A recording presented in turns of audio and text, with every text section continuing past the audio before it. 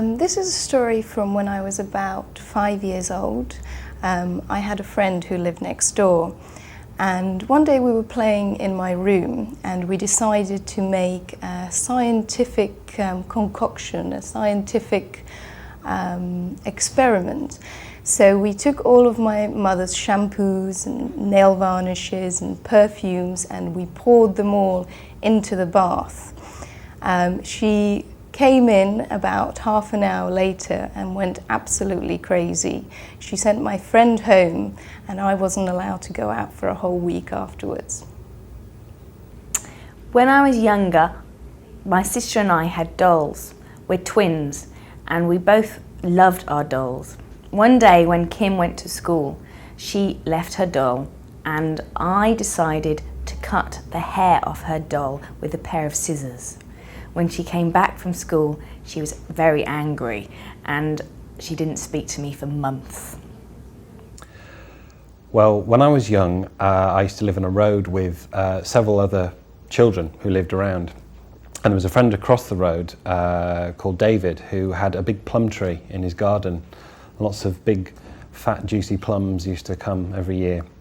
And we quickly found out that if you put one of these plums on a stick, you could throw the plum quite a long way and quite hard. Anyway, also in the road where I lived, there was an old man who was always complaining about us cycling on the pavement and just generally making a noise like children do. I don't think he liked children very much. Anyway, one day we went over to his house when he was out and we got lots and lots of plums with our sticks and threw them at his windows, and all his windows were covered in plums and plum juice, and it was a big mess. And this was a revenge for us, for him telling us off all the time.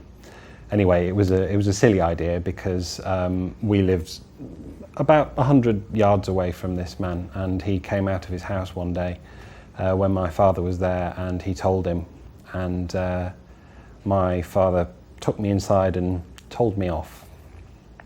It was when we were living in this house in London and my parents had painted the wall in my sister and my bedroom, and my sister had just learned to write, and I wrote her name on the wall in her handwriting so that my parents thought that she'd done it, and she got into trouble with my parents. My mother was very angry and I never told anybody that I did it. I remember one winter there was a lot of snow and my friends and I decided to make some snowballs. But this time we made them extra special because we put rocks in the snowballs. And then we decided that we would throw the snowballs at the passing cars at the road nearby. And we threw snowballs at one car in particular and it broke the window of the car. Guy pulled over, got out of his car and he started chasing us, and we ran, had to hop fences and go through neighbors' backyards, and finally we got away.